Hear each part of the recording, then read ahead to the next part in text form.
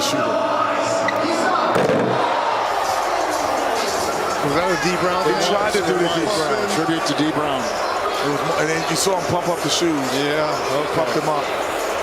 Oh, the crowd didn't like that. They didn't. They did not like that. Let's say, hypothetically speaking, the dunk contest is trash. And for the sake of the argument, let's also assume that it is mid. $306 million Supermax player Jaylen Brown dunking over a 5 foot in inches Kai Cenat just isn't the wave. Now, I've already relayed my irritation and frustration in the aforementioned video you see before you, but it goes without saying that it must be repeated. The dunk contest has become the most uninteresting thing on night 2 of the All-Star weekend. It's not the sorriest though, that goes to night 3, which is the All-Star game itself. They out here drafting John Wick in the dunk competition. Luckily, I know who this is already because I mentioned him 2 separate times before. I've called him Jaime.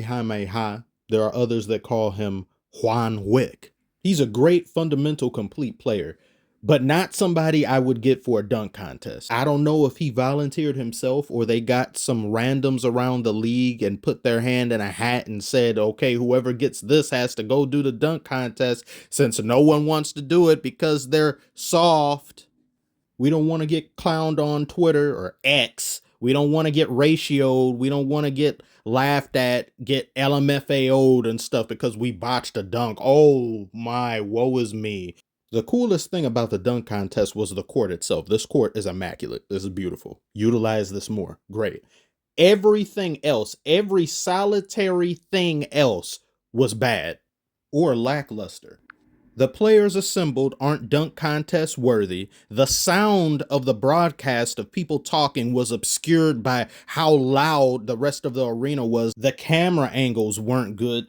Jaylen Brown did a dunk and I couldn't even see it. It was looking at the reaction of the guy that he went to go and hand him the ball for whatever reason. I don't know how that plays into the dunk. I don't know how that gives you a 0.2 better, but it did. Jaylen Brown could go out there and not dribble with his left hand and they would give him 48s across the board. Why? I don't know. The judges themselves were all over the place, giving higher than normal points for dunks that got botched the first time and then they give a high score. Thankfully, McClung ended up still winning, which unfortunately in and of itself represents the greatest problem of all.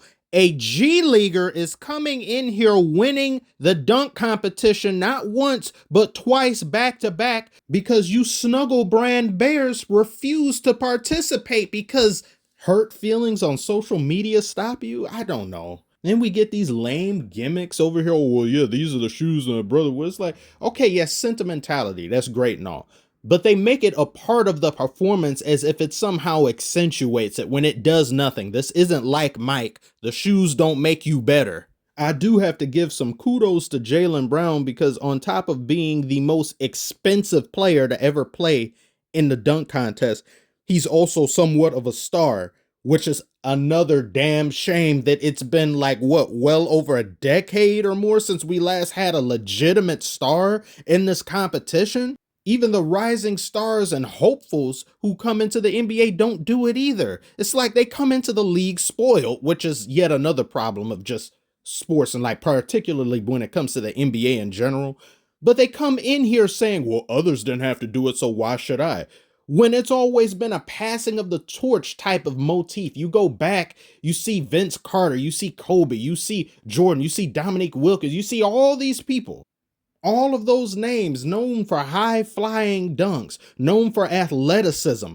And we go from that to a guy that's in the G League having to save the dunk contest. He didn't save it last year. I don't qualify as one person being able to really save anything. It's like rare that that happens. They can definitely reinvigorate and spark interest into something, but I don't think they can single-handedly turn the tide because it's just him. If he doesn't participate, then what do you even do?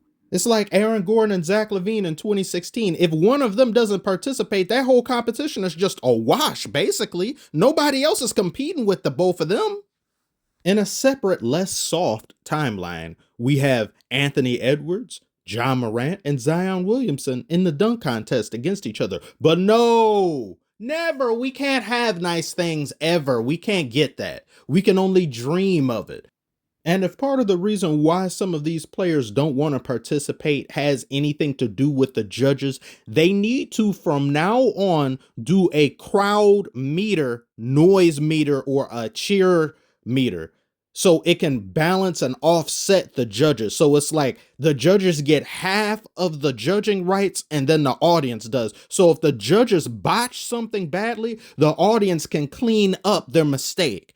So it's like, oh, look, this person last night, for example, there were numerous dunks that the crowd were more into than the others. All of Jaylen Brown's dunks, it seemed like the crowd was just like, I ain't feeling it. But yet these guys still gave him a 48, sometimes 49 off of what? An in-game dunk?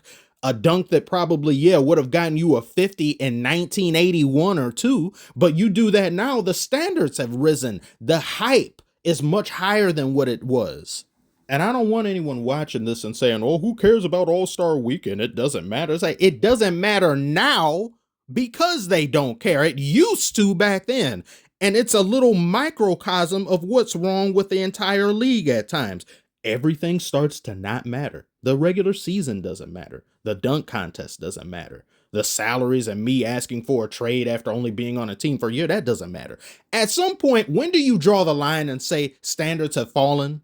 Is it when the regular season has been reduced to just 20 games? Is it when people can have max contracts for barely playing and still get MVP for barely playing or doing anything? Because the more you don't say anything, the more stuff like this is seen as okay.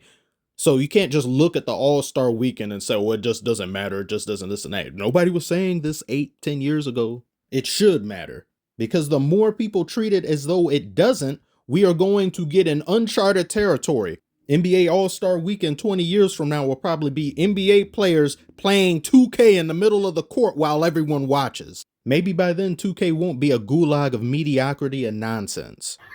What the hell? I don't get it. I don't have the video.